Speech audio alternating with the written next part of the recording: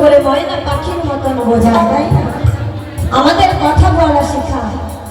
যখন সেই সন্তান ধীরে ধীরে বড় হয়, একটা ঘরে ফুটফুটে পুত্রবধূ এনে দেওয়া যায়, তখন মা পিতা মাতা হয় পথের কাটা। তখন বউয়ের কথায় ওঠে আর বসে। তখন মাতা পিতা কি জিনিস তখন সে বোঝে না। তো সেটা আমার মহাজন কি বলেছে,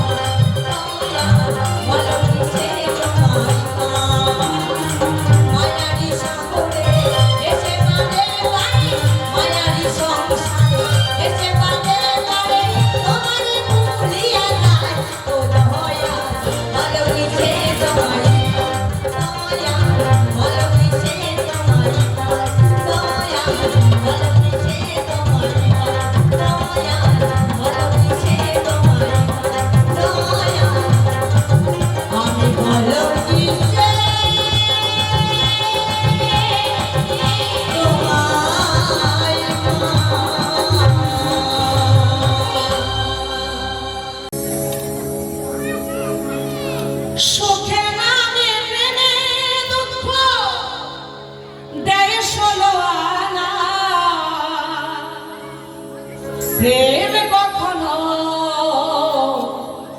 সুখ দিতে জানে না, প্রেম কখনো সুখ দিতে জানে না। সুখের নামে প্রেমের দুঃখ দেয় ষোলো আনা।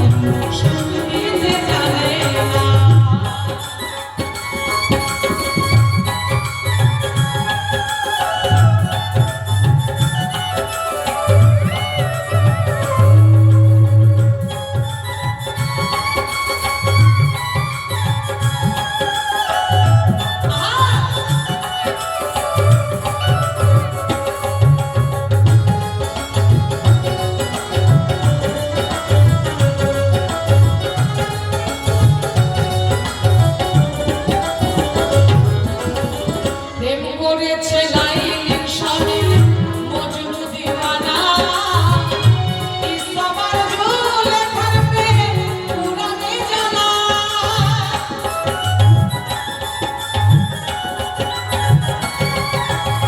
প্রেম করেছে লাইলির সনে মজনু দিওয়ানা ইসবার জুলেখার প্রেম পুরানে জানা প্রেমের নামে জেলখানাতে হলো ঠিকানা রে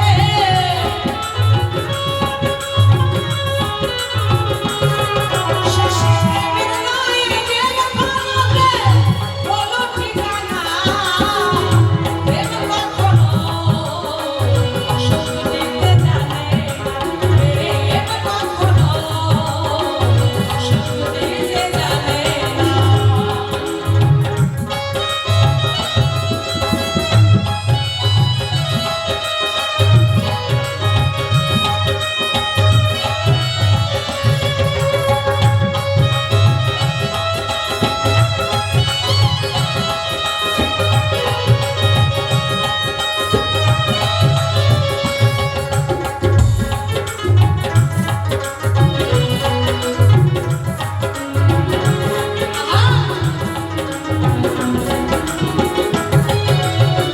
প্রেম মানে হয় বদনা প্রেমিক বোঝে না ভালো মন্দ লোকনিন্দা আর ধরে না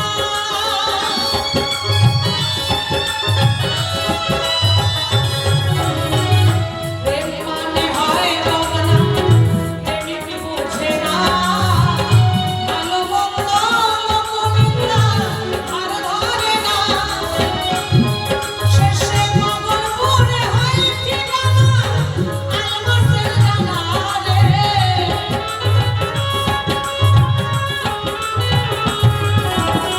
মগনপুরে হয় ঠিকানা আলমাসের জানা প্রেম কখনো সুখ দিতে জানে প্রেম কখনো সুখ দিতে জানে সুখের নামে প্রেমে দুঃখ দেয় ষোলোয়ানা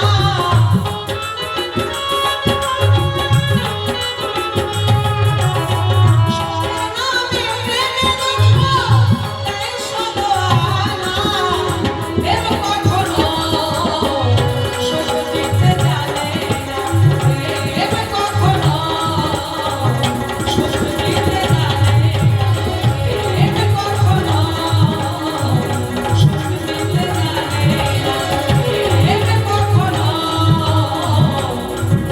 ওরে সুখ দিতে জানে না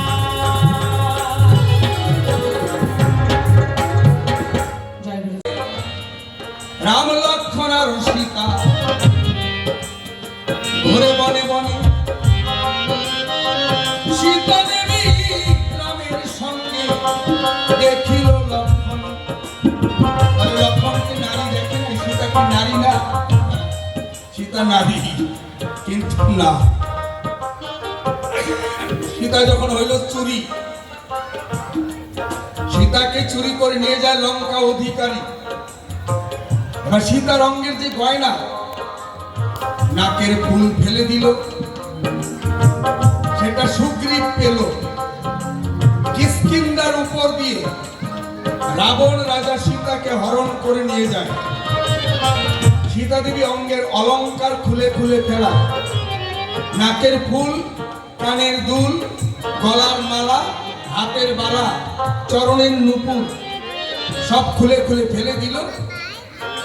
আর সুগ্রীব এগুলি পেয়ে এক জায়গায় করে রেখেছিল। সুগ্রীবের সঙ্গে যখন মিতালি হলো রামের, তখন বলছে, পিতা, লঙ্কা রাবণ একটা নারীকে আমাদের রাজ্যের উপর দিয়ে নিয়ে গেছে, এই অলংকারগুলি ফেলেছে, এগুলি কি সীতা দেবী? লক্ষ্মণ ঠাকুর,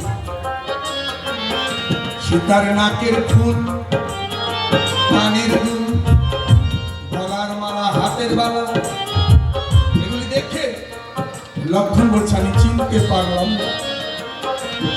এগুলো সীতা দেবীর কিনা আমি চিনতে পারলাম না। যখন চরণের নুপুর দেখলো, লক্ষণ বলছে এবার চিনতে পেরেছি, এটা আমার মা সীতার চরণের নুপুর। আমি প্রতিদিন যখন মা সীতাকে প্রণাম করতাম, তখন ওই নুপুর আমি দর্শন করতাম, কিন্তু আমি জীবনে মা সীতার বদন পানে কোনোদিন তাকাই নাই, অঙ্গ পানে কোনোদিন দেখি নাই। এই জন্য হাতের বালা, গলার মালা, কানের দুল, নাকের ফুল একটা আমি চিনতে পারলাম না, সবই আমার হয়ে গেল ভুল। কিন্তু নুপুর দেখে আমি চিনতে পারলাম এটা মা সীতা দেবীর চরণের নুপুর। তাহলে লক্ষণ ঠাকুর কোনোদিন নারীর বদন পানে তাকায় নাই, এই 14 বছর খায় নাই, নিদ্রা যায় না। এই লক্ষণের হাতেই মেঘনাথের মরণ হয়েছে। ওই যে যেমন চেয়েছিল বর, তাই লক্ষণ ঠাকুর মেঘনাথকে পাঠিয়েছিল জমের ঘর। এই জন্য 14 বছরে বনবাসের কথা। 14 বছর পূরণ না হলে মেঘনাথের মরণ হবে না। এই জন্য একদিকে আমার কইকি মাই বলছে রামের 14 বছর বনবাস চাই, আর মেঘনাথকে মারার জন্য আমার লক্ষণ ভাই 14 বছর তার কর্মে কর্মে পূরণ হয়ে গেল। তোমার প্রশ্নের জবাব একটুকু বাকি রাখি। এবার তোমার কাছে জিজ্ঞাসা করি, বলবে তুমি তরা করি। তোমার কাছে জিজ্ঞাসা করি, বলবে তুমি তরা। আমার আশা করি রাখবে না গোপন, আমি যাব জিজ্ঞাসিয়া, তুমি যাবে জবাব দিয়া, শুনবে আমার বাউল সদাগর।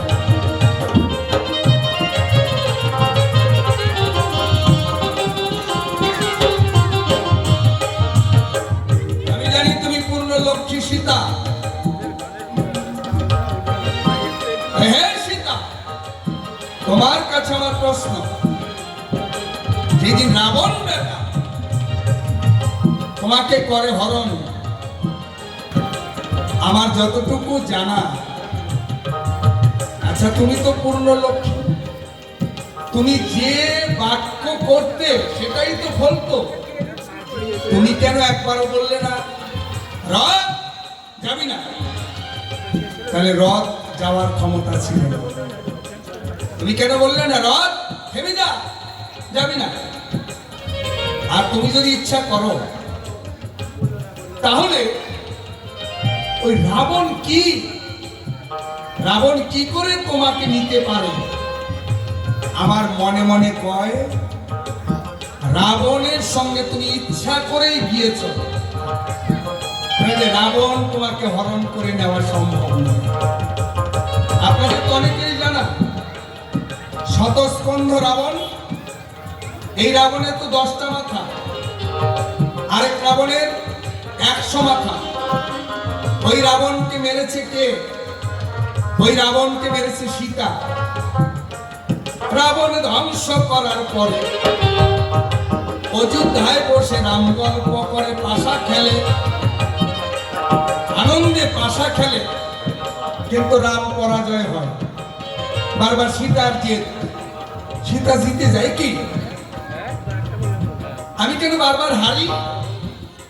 আমি এত বড় বীর, আমি রাবণকে মারি, আর এই তোমার সঙ্গে পাশা খেলা আমি হারি। সীতা দেবী হাসছে আর বলছে, প্রভু রাম,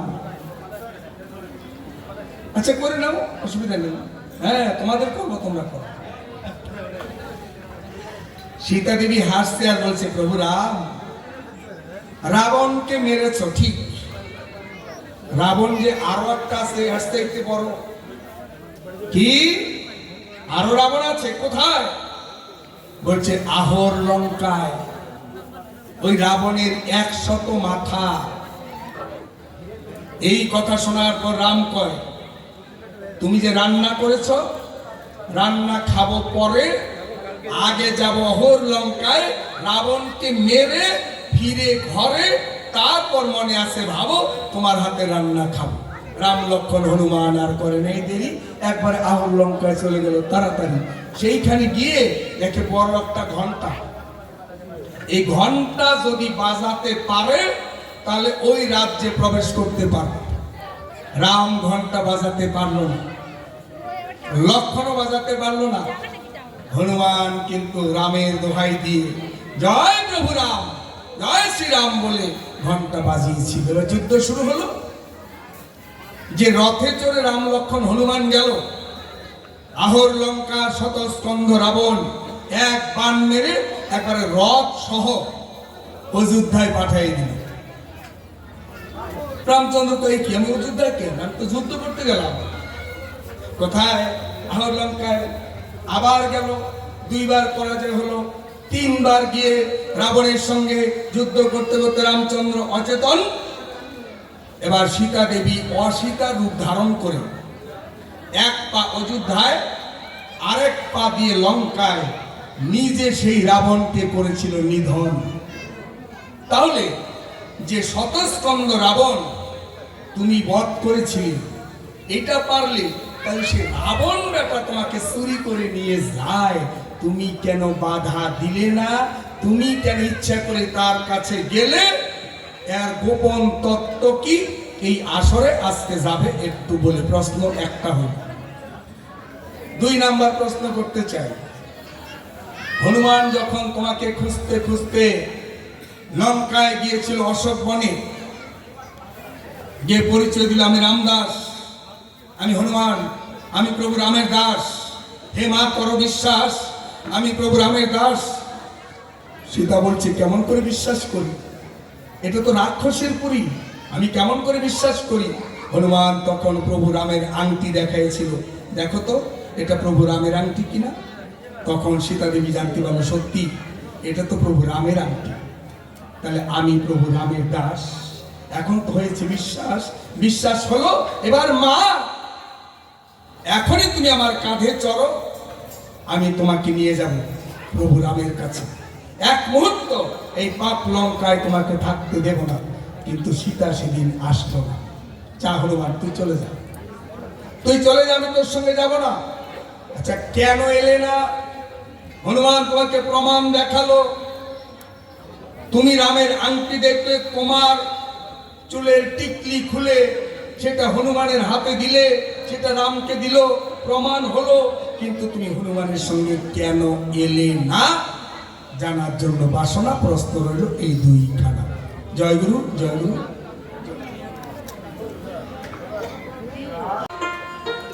যা জিজ্ঞাসা রেখে গেছে, যতটুকু আমার জানা আছে, এবার সেখানে জবাব দিতে চাই। সীতা দেবী কেন রাবণের সাথে চলে গেল, এটা তো সত্যি। সীতা যদি ইচ্ছা করে না যায় তাহলে কি রাবণ নিয়ে যেতে পারে? হ্যাঁ, কিন্তু কেন গেল সেই কথাই জিজ্ঞাসা রেখে গেল। সীতা যাওয়ার একটা মস্ত বড় কারণ। কি কারণ? এখানে ভক্তের মনের বাসনা পূরণ করার কথা আছে। ভক্ত যেভাবে ভগবানকে কামনা করেন, ভগবান সেইভাবেই তার মনের বাসনা পূরণ করে থাকেন। বলে গেছেন, তাই আমি শুনতে পাই। কি? সেই যে হরধনু ভঙ্গ করেছিলেন কে? ভগবান শ্রী রামচন্দ্র। তার আগে সেই হরধনু কিন্তু কেউ ভঙ্গ করতে পারছিল না। তো সীতা দেবী, সব মেয়েরাই তো চায় স্বামীর সেবা করব, স্বামীর ঘরে যাব, স্বামীর সঙ্গে সুখে দুঃখে জীবন কাটাবো, এটা সব মেয়েরাই মনে মনে আশা করে। সীতাও সেরকম মনে মনে আশা করেছিল। সীতা যখন যুবতী হলো তখন কথা কিন্তু একটাই ছিল, কি? যে উপযুক্ত পাত্র হবে সে হরধনু ভঙ্গ করতে হবে। যে হরধনু ভঙ্গ করতে পারবে সেই সীতাকে বিয়ে করতে পারবে। তো সেই হরধনু কেউ ভাঙতে পারছে না, সীতাকে আর বিয়েও কেউ করতে পারছে না। তখন সীতা দেবী শিবের মন্দিরে গিয়ে শিবের কাছে প্রার্থনা জানায় যে আজ তোমার মন্দিরে এসে আমি তোমাকে কথা দিলাম, তাই মনে বড় দুঃখ পাই। এই জীবনে বুঝি আমার প্রতি সেবা করার হবে না। কেন? কত রাজা মহারাজা, কত বীর এসেছে, কিন্তু এই হরধনু কেউ ভাঙতেও পারে না, আর আমাকে কেউ বিয়েও করতে পারে না। তাই আমার ভাগ্যে বুঝি প্রতি সেবার হবে না। যদি কেউ এসে এই হরধনু ভঙ্গ করতে পারে, যদি আমাকে বিয়ে করতে পারে, আজ তোমার মন্দিরে আমি মানসিক করে গেলাম, তাই সেদিন আমি আমার পতির গৃহে গিয়ে আমি বৈষ্ণব সেবা দেব। এই তখন সীতা দেবী শিবের মন্দিরে গিয়ে শিব ঠাকুরের কাছে প্রার্থনা জানায়। তারপরে সেই রামচন্দ্র এসে সীতা দেবীকে বিয়ে করলো। ঘটনাটা খুলে বলে গেল, তাই সেখানে আর বলতে চাই না। বিয়ে যখন করলো, তো একদিন সীতা দেবী স্বামীর গৃহে গিয়ে স্বামীর কাছে বলছেন, স্বামী, আমি শিবের মন্দিরে মানসিক করেছিলাম আমি বৈষ্ণব সেবা দেব। স্বামীর ঘরে এসে আমি বৈষ্ণব সেবা দেব, তাই স্বামী আমি বৈষ্ণব সেবা দিতে যাই, তুমি একটু বৈষ্ণব নিমন্ত্রণ করে এসো। সীতা দেবী যখন এই কথা বললেন, ভগবান শ্রী রামচন্দ্র বেরিয়েছেন বৈষ্ণবকে নিমন্ত্রণ দেবেন বলে। গেছেন কোথায়? সেই বাল্যখিল্য মুনিদের কাছে গিয়ে বললেন, বাল্যখিল্য মুনিগণ, আপনাদের মধ্যে যে শ্রেষ্ঠ বৈষ্ণব আছে তাকে আমি নিমন্ত্রণ দিতে এসেছি। আমার স্ত্রী সীতা সে বৈষ্ণব সেবা করবে আয়োজন, তাই আমি এসেছি বৈষ্ণবকে দিতে নিমন্ত্রণ। তখন সেই বাল্যকুল্য মুনিগণ বললেন, যদি বৈষ্ণবকে নিমন্ত্রণ করতে চাও তাহলে তুমি চলে যাও সেই লঙ্কায়। লঙ্কার যে অধিপতি রাবণ, তার মতো শ্রেষ্ঠ বৈষ্ণব এই ত্রিভুবনে ত্রিজগতে আর কেউ নাই।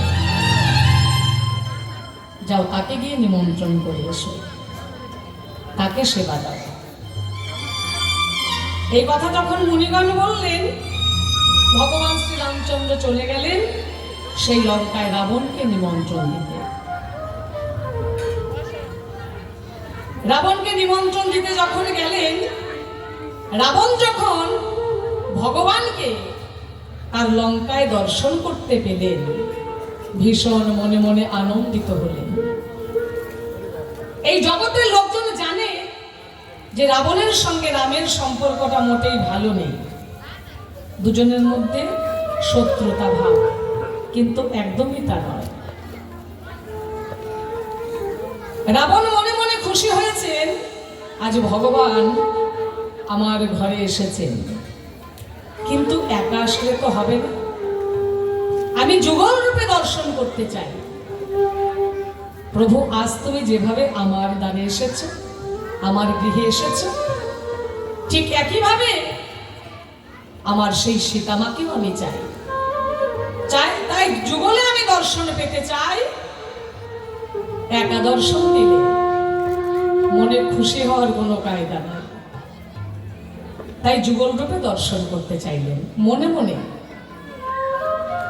এবার রামচন্দ্র গিয়ে বলছেন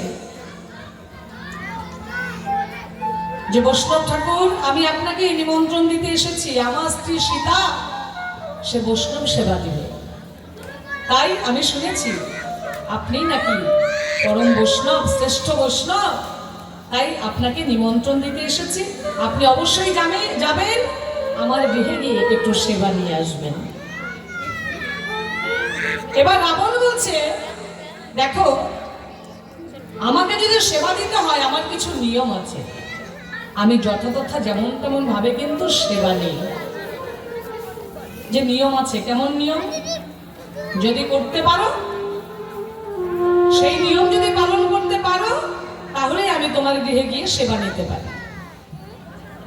রামচন্দ্র বললেন, বেশ, আপনি বলুন আপনার কি নিয়ম আছে। রাবণ বললেন, আমাকে সেবা দিতে হলে একটি আলাদা মন্দির নির্মাণ করতে হবে। সেই মন্দিরে, সেই ঘরে, সেখানে শুধু সীতা আর আমি থাকবো। সেখানে সীতা দেবী আর আমি থাকবো, সেখানে কিন্তু আর কেউ যেতে পারবে না। সীতা দেবী নিজের হস্তে রন্ধন করবেন, নিজে সমস্ত কিছু আয়োজন করবেন, কেউ তাকে কোনো সহযোগিতা করতে পারবে না। আর সেই ঘরে, সেই মন্দিরে একটা পালঙ্ক থাকবে, সেই পালঙ্কে আমি শয়ন করব। আর সেই ঘরে সীতা দেবী আমাকে সেবা দিবেন। যদি তুমি এইভাবে সেবা দিতে পারো তাহলে ঠিক আছে, আমি যেতে পারি, আর তা না হলে আমার সেবা নেওয়ার কোনো কায়দা নেই। এবার রামচন্দ্র বললেন, ঠিক আছে, তাই হবে। আপনি যেভাবে বললেন সেভাবেই আমরা সেবা দিতে চেষ্টা করব, কিন্তু আপনি তো সেবা নিতে আসবেন একটু আমার গৃহে। এবার যখন নিমন্ত্রণ দিয়ে এলো, সেই কথা মতো সেরকমই আলাদা একটা মন্দির নির্মাণ করে দিল। সেখানে একটা শয়ন পালঙ্ক ছিল, সেই পালঙ্কের মধ্যে রাবণ শয়ন করেছিল। সীতা দেবী একা রন্ধন করেছেন, একা সমস্ত কিছু আয়োজন করেছেন, সেখানে আর কিন্তু কেউ যেতে পারেননি, যায়নি। এবার সীতা দেবী যখন সমস্ত কিছু আয়োজন হয়ে গেছে, আসন পেতে দিয়েছেন, এবার বৈষ্ণব ঠাকুরকে গিয়ে বলছেন, বৈষ্ণব ঠাকুর আপনি আসুন, আসন গ্রহণ করুন, সেবার আয়োজন হয়ে গেছে। এবার যখনই আসনে বসেছেন, সীতা দেবী জলের গ্লাস দিয়ে শুধু পারসের থালা নিয়ে এসে দিচ্ছেন সেবা। এমন সময় রাবণ সীতাকে বললেন, মা, আমি তোমার হাতে সেবা নেব, তার আগে আমার একটা শর্ত আছে। আমার একটা শর্ত আছে, যদি তুমি মানতে পারো তাহলে আমি সেবা নিতে পারি, না হলে কিন্তু আমি সেবা নিতে পারবো না। যে কি? আবার কি শর্ত, কি কথা? বলছে, বলো মা, তুমি আমাকে কথা দাও, আর যেভাবে আমি বৈষ্ণব সেবা নিতে এসেছি তোমার ঘরে, তোমার হাতে, ঠিক এইভাবে আরেকদিন আমি আসবো। সেদিন আমি বৈষ্ণব সেজে আসবো তোমাকে নিয়ে যেতে। বলো মা, তোমার সন্তানকে তুমি ফিরিয়ে দেবে না? তুমি কথা দাও, তুমি যদি আমার সেই লঙ্কায় না যাও, আমার সেই রাক্ষস বংশ উদ্ধার হতে পারবে না। তাই সেই রাক্ষস বংশ উদ্ধার হতে তোমাকেই সেখানে যেতে হবে। বলো মা, তুমি কথা দাও, সেদিন তুমি আমাকে ফিরিয়ে দেবে না? তখন সীতা দেবী বললেন, ঠিক আছে, তাই হবে, আমি কথা দিলাম, আমি ফিরিয়ে দেব না। যেদিন আপনি আমাকে নিতে আসবেন আমি সেদিন আপনাকে ফিরিয়ে দেব না, আমি সেদিন আপনার সাথে যাব। এই তখন সীতা দেবী কথা দিয়েছিলেন, আর সেই কথা পূরণ করবার জন্য যখন রাবণ বৈষ্ণব সেজে আসলেন সীতা দেবীকে হরণ করে নিয়ে যাবার জন্য, সেই কুণ্ডলী পার হয়ে সীতা দেবী ভিক্ষা দিতে বাধ্য হয়েছিলেন। কেন? তিনি জানেন যে আজ আমাকে নিতে এসেছে সেই লঙ্কার রাবণ, তাকে ফিরিয়ে দেওয়া যাবে না। তাকে আমি কথা দিয়েছি, তার ঘরে আমাকে যেতেই হবে, তার সাথে আমাকে যেতেই হবে। তাই তো সীতা দেবী রথকে বলে নাই যে রথ তুমি থেমে যাও। তার যে কথা দেওয়া ছিল আগে, তাকে যে যেতেই হবে, না হলে যে রাবণের রাক্ষস বংশ উদ্ধার হতে পারবে না। যখন নিয়ে গিয়ে অশোক কাননে রাখলেন, জিজ্ঞাসা করে গেছেন। সেখানে হনুমান গিয়েছিল সীতা দেবীকে খুঁজতে খুঁজতে। তার কাছে গিয়ে বলছেন, মা আমি তোমাকে নিতে এসেছি, তুমি আমার সাথে ফিরে চলো। কিন্তু তার কথা পূরণ হয়নি। সেখানে যে ভগবান রামচন্দ্রকে আসতে হবে, সীতা দেবীকে উদ্ধার করতে রামচন্দ্রকে আসতে হবে যুগল রূপে।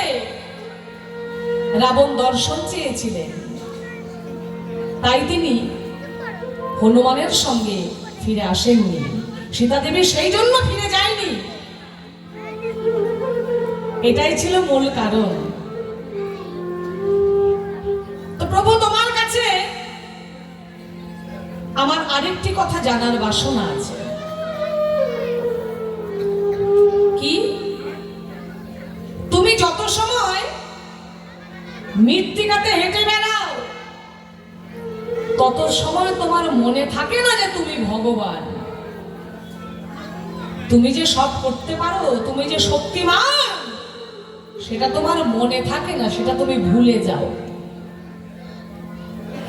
কিন্তু যখন তুমি একটু শূন্যে উঠে যাও, যেমন যখন তুমি পালঙ্কে শয়ন করতে যাও, শূন্যে উঠে গেলে তখন তোমার মনে পড়ে যে তুমি ভগবান, তুমি সব করতে পারো। তার আগে মৃত্তিকাতে হেঁটে বেড়ালে তোমার কিছু মনে থাকে না। এই অভিশাপ তোমাকে কে দিয়েছিল? কেন তুমি সব ভুলে যাও?